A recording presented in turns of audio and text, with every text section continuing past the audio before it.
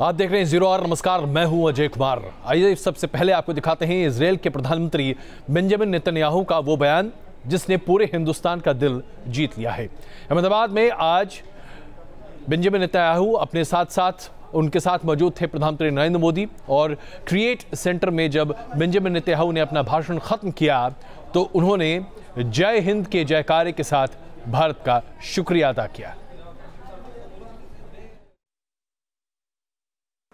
जय हिंद, जय भारत, जय इजराइल। जय हिंद, जय भारत, जय Israel. Thank you prime minister Modi, thank you all. इस तरह के जयकारे से कम एक बात तो स्पष्ट हो जाती है कि आज अंतर्राष्ट्रीय स्तर पर हिंदुस्तान की ख्याति क्या है। जाहिर सी बात है, हम सबका सर गर्व से ऊंचा हो जाता है। और आइए बात करते हैं हरियाणा की, जहां खट्टर सरकार ने अपने जेलों में बंद कैदियों को सुधारने के लिए एक ऐसा तरीका निकाला है जो शायद दुनिया में आज तक किसी भी जेल में कभी लागू नहीं किया गया हो। क्या आप मान सकते हैं कि गाय रखने से खट्टर सरकार का यह मानना है कि जेल में बंद कैदियों का आचरण सुधर जाएगा, और इसीलिए हरियाणा की सरकार ने गौ कल्याण मिशन के तहत 600 गाय खरीदने का मन बनाया है। ये 600 गाय तमाम जेलों में रखी जाएंगी, खास करके 6 जेलों में जहां कुख्यात अपराधी भर्ती हैं, और उन तमाम कैदियों का हृदय परिवर्तन गायों की सेवा के जरिए होगा।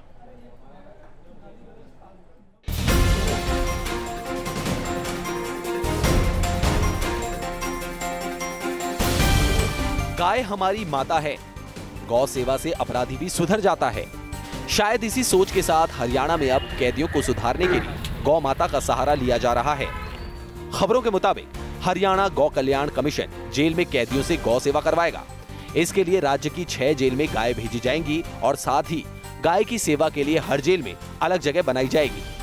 जब इस खबर की ज्यादा जानकारी लेने के लिए न्यूज नेशन हरियाणा गौ कमीशन के प्रतिनिधियों से मिला तो उन्होंने पूरे प्लान की जानकारी दी, इस ताकीद के साथ कि गाय एक जादुई जीव है और इसी जादू से कैदी सुधरेंगे। गऊ का जो दूध होगा, जो हमारे अपराधी लोग हैं वो गऊ का दूध पिएंगे, उनका दिमाग ठीक होगा, उनकी बुद्धि ठीक होगी और वो गऊ की सेवा करेंगे। और जो 1000 लीटर दूध हम रोजाना लेते हैं वो हमारा लेना बंद हो जाएगा, तो वो हमारी जो उसमें खर्चा होगा वो इनकम वहाँ से हमारी बच जाएगी। प्लान आपने देख लिया, अब जरा गौ माता के जरिए कैदियों को सुधारने की इस कवायद की कीमत भी जान लीजिए। खबरों के मुताबिक इस प्रोजेक्ट के लिए 9 करोड़ रुपए खर्च किए जाएंगे और जेल में रखने के लिए 600 गाय खरीदी जाएंगी। यानी इस लिहाज से गाय, चारे और जगह समेत एक गाय पर तकरीबन 15 लाख रुपए खर्च होंगे। कैदियों को सुधारने का ख्याल अच्छा है, लेकिन गौ सेवा से कैदी सुधर जाएंगे, ये दलील सबको हजम नहीं हो रही। सरकार का मकसद कैदियों को लाइन पर लाना है और साथ ही जेलों में हो रहे दूध के खर्चे को कम करना है। अब देखना होगा कि जब सरकार इस पायलट प्रोजेक्ट को धरातल पर लाती है तो ये कितना कारगर साबित होता है। वीडियो जर्नलिस्ट शरण के साथ विशाल ठाकुर, न्यूज नेशन, चंडीगढ़। दुनिया में हजारों नहीं लाखों कैदी होंगे तमाम जेलों में, लेकिन आज तक किसी भी जेल ने इस तरह का प्रयोग नहीं किया होगा जहां पर गाय को पालने से जेल के कैदियों का आचरण और उनकी मानसिकता बदल जाए। गाय को लेकर अलग अलग तरह के दावे किए जा चुके हैं, जिन्हें विज्ञापन की कसौटी पर अभी तक साबित नहीं किया जा सका और न ही विज्ञान की कसौटी पर। जनवरी 2017 में राजस्थान के शिक्षा मंत्री वसुदेव देवनानी ने कहा था कि गाय के करीब जाने से सर्दी, जुकाम, इस तरह की बीमारियां अचानक दूर हो जाती हैं। साथ ही देवनानी ने यह भी कहा था कि गाय के गोबर में विटामिन बी होता है जो कि रेडियो एक्टिव तरंगों को सोख लेता है। पता नहीं देवनानी जी को यह कहां से जानकारी मिली, लेकिन अभी तक विज्ञान ने इसे सत्यापित नहीं किया है। अगस्त 2017 में आरएसएस के नेता इंद्रेश कुमार ने कहा था कि गाय के गोबर से अगर आप बंकर बनाएं और गौमूत्र से कैंसर का इलाज किया जा सकता है। आज तक मेडिकल साइंस ने गौमूत्र से कैंसर के इलाज की बात मानी नहीं, और गाय के गोबर से अगर बंकर बनने लगे तो फिर कंक्रीट की जरूरत क्यों पड़े भारतीय फौज को। अगस्त 2016 में संघ के विचारक शंकर लाल ने कहा था कि वो अपने फोन पर गाय का गोबर लगाते हैं। जी हाँ, वो अपने फोन पर गाय का गोबर लगाते हैं क्योंकि गाय के गोबर लगाने से फोन का रेडिएशन बचा जा सकता है। पता नहीं उसमें बदबू कैसी आती होगी, लेकिन जाहिर सी बात है उन्हें अच्छा लगता होगा। अक्टूबर 2016 में गुजरात गौ सेवा बोर्ड ने नसीहत जारी की थी कि महिलाएं कॉस्मेटिक्स का इस्तेमाल न करें, बल्कि गाय का गोबर और गौमूत्र का इस्तेमाल करें, इससे वो सुंदर हो जाएंगी। अब ये बात अभी तक दीगर है कि अब तक तो घर में लेपन के तौर पर गाय का गोबर इस्तेमाल किया गया था, लेकिन महिलाएं अपने चेहरे पर गाय का गोबर लगाएं, इससे पहले पुरुष क्यों नहीं ट्राई कर लेते? अच्छा लगेगा, शायद मेकअप लगाने की जरूरत नहीं पड़ेगी। खैर, गाय को लेकर इस तरह की तमाम बातें कही गई हैं जो कि कहीं से भी सत्यापित आज तक नहीं हो पाई हैं। देश के मशहूर शिक्षण संस्थानों में से एक IIT मुंबई ने एक ऐसा फरमान जारी किया है जिसकी वजह से तमाम बच्चों के बीच में आज बहस बड़ी तेज हो गई है। IIT मुंबई ने कहा है कि छात्रों को एक सर्कुलर के जरिए आदेश दिया गया है कि वो छात्र जो नॉन वेजिटेरियन खाना खाते हैं, यानी कि जो मांसाहारी हैं, उन्हें प्लास्टिक की थाली मिलेगी, और वो छात्र जो शाकाहारी हैं यानी कि वेजिटेरियन हैं, उन्हें अलग प्लेट में खाना मिलेगा। कोई ये बता दे कि आखिरकार मांसाहारी खाना खाने के लिए प्लास्टिक की प्लेट या अलग प्लेट क्यों? जाहिर सी बात है, इस पर विवाद हो रहा है।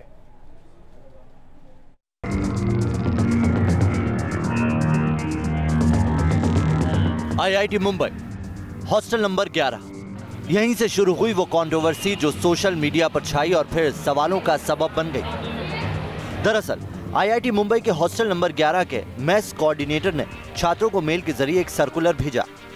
सर्कुलर में साफ लिखा गया था कि नॉनवेज खाने के लिए अलग बर्तनों का इस्तेमाल करें। वेज और नॉनवेज से जुड़े सर्कुलर को कथित एजेंडे का हिस्सा बताकर सोशल मीडिया पर सवाल उठाए गए।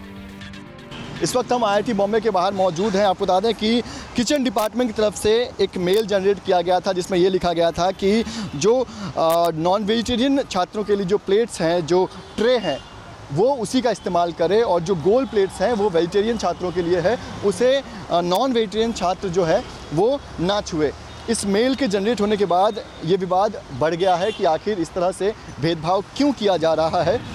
खबरों के मुताबिक विवाद बढ़ने के बाद सफाई भी जारी की गई, लेकिन तब तक वेज और नॉनवेज पर शुरू हुई ये नई बहस काफी आगे तक बढ़ चुकी थी। मुंबई से वीडियो जर्नलिस्ट राजेश मालकर के साथ पंकज मिश्रा, न्यूज नेशन। तो मांसाहारी और शाकाहारी खाने को लेकर जहां IIT मुंबई में घमासान मचा हुआ है, वहीं इस बात को कहते हुए मुझे जरा भी अफसोस नहीं है कि भारत वाकई में एक बड़ा विचित्र देश है। विचित्र नहीं तो बताइए, आपकी खुद की सुरक्षा के लिए अगर आप मोटरसाइकिल या दोपहिए वाहन पर सवार हैं, हेलमेट नहीं पहनेंगे तो ये आपकी खुद की जान पर बनेगी। लेकिन गोरखपुर में ट्रैफिक पुलिस को लोगों के मिठाई और चॉकलेट देना पड़ रहा है कि भाई साहब कृपा करके चॉकलेट खाइए और हेलमेट लगाइए। भाई घूस दिया जा रहा है लोगों को या पुरस्कारित किया जा रहा है लोगों को कि आप अपनी जान बचाइए। ये हिंदुस्तान में ही हो सकता है। अब ऐसे देश को आप विचित्र नहीं कहेंगे तो और क्या कहेंगे? हेलमेट लगाओ, चॉकलेट पाओ। यह है गोरखपुर में 2 व्हीलर्स पर हेलमेट लगाने वालों को गोरखपुर पुलिस का इनाम। ट्रैफिक पुलिस की तरफ से चलाई जा रही इस मुहिम में पूरे शहर भर के चौराहों पर हेलमेट लगाने वालों और सीट बेल्ट लगाने वाले लोगों को चॉकलेट देकर सम्मानित किया गया, और जो बिना हेलमेट के चल रहे थे उनके वाहनों पर स्टिकर लगाए गए जिसमें लिखा है, मैं हेलमेट पहनकर गाड़ी चलाऊंगा और दूसरों को लगाने के लिए बोलूंगा। गोरखपुर में यातायात विभाग ने आज एक नई पहल की है। हेलमेट पहनकर मोटरसाइकिल चलाने वालों को आज यहाँ पे चॉकलेट दिया जा रहा है और उनको सम्मानित किया जा रहा है, क्योंकि वो हेलमेट पहने हुए हैं, सड़क सुरक्षा और साथ ही यातायात के जो नियम है उसका पालन कर रहे हैं। इसे हमारे समाज का दुर्भाग्य कहिए कि अपनी ही सुरक्षा का ध्यान रखने के लिए यूं मुंह मीठा कराना पड़ रहा है। वजह सिर्फ एक है कि लाख चेतावनियों और नसीहतों के बावजूद लोग हेलमेट ना लगाना मानो शान समझते हैं और सीधे सीधे हादसों को दावत देते हैं। चॉकलेट हम लोग इसलिए दे रहे हैं कि वो काम कर रहे हैं जो उनसे अपेक्षित है। जैसे हेलमेट वाले हैं वो हेलमेट लगाए हुए हैं तो हम लोग उनको प्रोत्साहन के रूप में चॉकलेट दे रहे हैं। तो इसी प्रकार से सीट बेल्ट वालों उनको भी हम लोग चॉकलेट दे रहे हैं।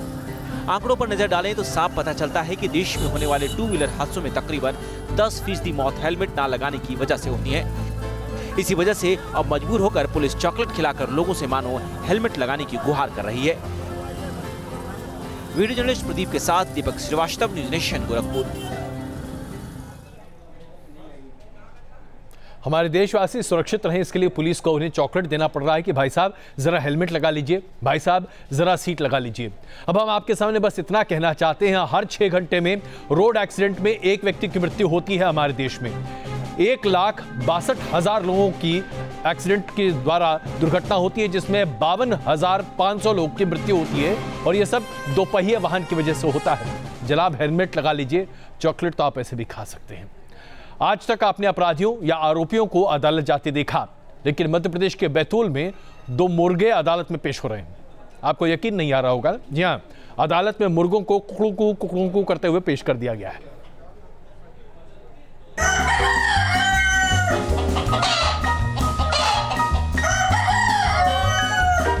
बैतूल के आठनेर थाने में इन दिनों 2 मुर्गों की बांग सुनाई दे रही है। आठनेर थाने के अंदर आरोपियों, अपराधियों और पुलिस वालों के साथ ही साथ ये 2 मुर्गे भी नजर आते हैं, क्योंकि इन 2 मुर्गों को अदालत में पेश करना है। यही हैं वो दोनों मुर्गे जिन्हें अब अदालत में हाजिर होना होगा। बैतूल में जब पुलिस ने एक जुए के अड्डे पर छापा मारा तो पता चला कि यहाँ मुर्गों की लड़ाई पर जुआ लगाया जाता था। छापे के दौरान पुलिस ने बाकी सामान समेत मुर्गों को भी जब्त कर लिया और अब मुर्गे अदालत में पेश किए जाएंगे। इन दोनों को आपस में बांध के रख रखा है, दूर बांध के रख रखा है हल्के सामानों से, और फिर इन लोगों को खाना आना खिलाते हैं। जो सब्जी रोटी है, चावल है, हरी सब्जी है, इन लोगों को खिलाना पड़ रहा है। परेशान भी करते होंगे ज्यादा? हाँ, आज रात में सुबह 4 बजे से बांग देने लगते हैं, आपस में लड़ने लगते हैं। गुनाह मुर्गे के मालिकों ने किया तो मुर्गे अदालत में क्यों पेश किए जाएंगे, इस सवाल का जवाब भी समझ लीजिए। कानून के मुताबिक छापे में जब्त किए गए माल का निस्तारण अदालत से ही होता है और जुए के अड्डे पर छापा मारा गया तो मुर्गे जब्त किए गए थे। इसी वजह से अदालत से ही इन मुर्गों का निस्तारण हो पाएगा। मुर्गों के मालिकों को क्या सजा मिलती है और इन मुर्गों का क्या होगा, ये तो अदालत के फैसले के बाद ही पता चल पाएगा। लेकिन फिलहाल थाने में बैठे ये मुर्गे हर किसी की दिलचस्पी का केंद्र जरूर बने हुए हैं। Team news nation. बैतूल में जब स्थानीय अदालत के द्वारा मुर्गों को बरी किया जाएगा तो ये अपने आप में इतिहास में शायद पहला मुकाम होगा। लिम्का बुक ऑफ रिकॉर्ड्स वाले ध्यान दें इस खबर पर, क्योंकि मुर्गों को रिलीज करने, वो भी अदालत के द्वारा, अब तक दुनिया में कभी हुआ नहीं होगा। आइए बात करते हैं देश की सुरक्षा से जुड़े डोकलाम मुद्दे की। डोकलाम पर तनातनी भले ही खत्म होने का दावा किया जा रहा है, इसके बावजूद चीन की फौज आज भी डोकलाम के उत्तरी इलाकों में अपने आप को न सिर्फ मौजूद किए हुए है, बल्कि वहां उन्होंने नई पोस्ट भी खड़ी कर दी है। इसे एक ऑब्जर्वेशन पोस्ट के तौर पर माना जा रहा है और माना जा रहा है कि भारतीय फौजियों की मूवमेंट या फिर उनकी चहलकदमी का पूरा नजर और उसका ब्यौरा इसी पोस्ट के जरिए रखा जाएगा। तो क्या यह माना जाए कि आने वाले दिनों में डोकलाम का यह विवाद एक नए विवाद की शक्ल में हमारे सामने आ सकता है? I'm telling you again, this is not the way. Please, don't use force. इस तनातनी से भारत और चीन के बीच शुरू हुआ डोकलाम विवाद 72 दिनों तक चला। इस बीच पूरी दुनिया की नजरें डोकलाम पर टिकी रही। विवाद सुलझा तो, लेकिन सिर्फ सतह पर, क्योंकि चीन ने डोकलाम के नजदीक अपनी सैन्य मौजूदगी बढ़ा दी। मीडिया में सैटेलाइट इमेजरी का हवाला देकर खबरें आई हैं कि चीन ने डोकलाम में तनातनी की जगह से उत्तर में बड़े पैमाने पर सैन्य तैयारियां की हैं। खबरों के मुताबिक इन इलाकों में चीन ने ऑब्जर्वेशन पोस्ट के साथ ही साथ सैनिकों के ट्रांसपोर्ट के लिए इस्तेमाल किए जाने वाले भारी वाहन भी तैनात कर दिए हैं। मायने साफ है कि डोकलाम को लेकर चीन की नीयत साफ नहीं है और वो आने वाले वक्त में किसी सैन्य तनातनी के लिए खुद को तैयार कर रहा है। भारत को भी चीन के इन इरादों की भनक है। नॉर्दर्न बॉर्डर्स पर वास्तविक नियंत्रण रेखा के क्षेत्र में विवाद जारी है। इसका उल्लंघन होता रहता है, जिसे रोकने के लिए हम संयुक्त रूप से कार्य कर रहे हैं और करते रहेंगे। सामरिक और कूटनीतिक स्तर पर भारत की मजबूत पोजीशनिंग के बाद डोकलाम पर चीन को कदम पीछे खींचने पड़े थे, जिसके चलते कोर लीडर बनने के बावजूद जिनपिंग के फैसलों पर सवाल खड़े किए गए थे। और इस सैन्य तैयारी को देखकर लगता है कि चीन ने डोकलाम को अपनी प्रतिष्ठा का सवाल बना लिया है। Team news nation. राई, जरा आपको हम समझाएं कि दरअसल ये मामला कितना गंभीर है और सेना अध्यक्ष जनरल रावत ने दरअसल किस खतरे की तरफ हमारा ध्यान खींचने की कोशिश की है। डोकलाम के उत्तरी क्षेत्र में चीन का इतना बड़ा बेस बनाना अपने आप में बहुत बड़ी बात आ जाती है। आइए सबसे पहले आपको ये समझाएं कि ये है वो तनातनी वाला इलाका जो डोकलाम में है, जहां पर पहले काफी बड़ी मात्रा में भारतीय फौजी भी मौजूद थे, लेकिन अब PLA के छोटे छोटे टेंट्स बनाए जा चुके हैं। जो आप 3 एरोज देख रहे हैं, वहां पर इसके साथ साथ छोटे वाहनों को खड़े करने की जगह भी बनाई गई है। ये मैं आपको नक्शे के जरिए बता रहे हैं, जो कि रियल टाइम नक्शा है। और साथ ही साथ निगरानी टावर एक ऐसी जगह पर बनाया गया है जिसके जरिए डोकलाम वैली पर पूरी तरीके से नजर बनाई जा सकती है और हिंदुस्तान के फौज की हर मूवमेंट पर नजर रखा जा सकता है। ये देखिए, इस मैप को जब आप ज्यादा जूम इन करते हैं तो यहाँ पर आपको पूरा का पूरा मैकेनाइज्ड वाहन के रखने की पूरी पार्किंग स्पेस है। उसके साथ साथ टैंक ट्रांसपोर्टर्स यहाँ पर रखे हुए हैं, जो अभी आप स्क्रीन पर देख सकते हैं, और भारी वाहनों की एक लंबी कतार भी आपको दिखाई दे रही है जो कि वहां पर मौजूद है। इसके बाद भी क्या हम ये कह सकते हैं कि दरअसल इस इलाके में चीन ने भारी तैनाती नहीं की है। पूरे तरीके से इस इलाके को आर्टिलरी पोजीशन के हिसाब से तैयार किया गया है, क्योंकि ये दरअसल ट्राई जंक्शन है और यहां से घाटी के तीनों हिस्सों पर अपने हिसाब से चीन निगरानी रख सकता है। तो इसलिए ये अपने आप में बहुत महत्वपूर्ण है और भारत सरकार को इस बारे में अब ठोस कदम उठाने ही पड़ेंगे, क्योंकि जैसे ही ठंड खत्म होगी उसके बाद सरकार इसे यूं छोड़े तो हमारे लिए मुनासिब नहीं हो सकता। सेंचुरियन में आज दूसरे टेस्ट में हार के साथ ही टीम इंडिया दक्षिण अफ्रीका से पूरी टेस्ट सीरीज हार गई और इस हार के बाद क्रिकेट फैंस की जबान से बस यही निकला कि कोहली एंड कंपनी को अब लगता है कि मुश्किल के सामना करना पड़ेगा। यानी कि लुंगी ने फंसा दिया है, और हम लुंगी बांधने वाली लुंगी की बात नहीं कर रहे, बल्कि ये दक्षिण अफ्रीका में उस गेंदबाज का नाम है जिनकी गेंदों के आगे टीम इंडिया के बल्लेबाज पूरे तरीके से ध्वस्त हैं। पर गेंदबाजी कराई है, शॉट और सीधा हाथ में। आज राष्ट्रपति रामनाथ कोविंद ने देश के जाने माने कलाकारों को संगीत नाटक अकादमी से और फेलोशिप से पुरस्कृत किया। राष्ट्रपति भवन में आयोजित इस कार्यक्रम में 43 कलाकारों को संगीत नाटक अकादमी पुरस्कार दिया गया, जबकि 4 फनकारों को अकादमी की फेलोशिप भी दी गई। मशहूर गजल गायक अहमद हुसैन और मोहम्मद हुसैन को सुगम संगीत के क्षेत्र में यह पुरस्कार प्रदान किया गया। हुसैन बंधु करीब 6 दशकों से अपने गायकी से लाखों लोगों के दिल पर राज कर रहे हैं।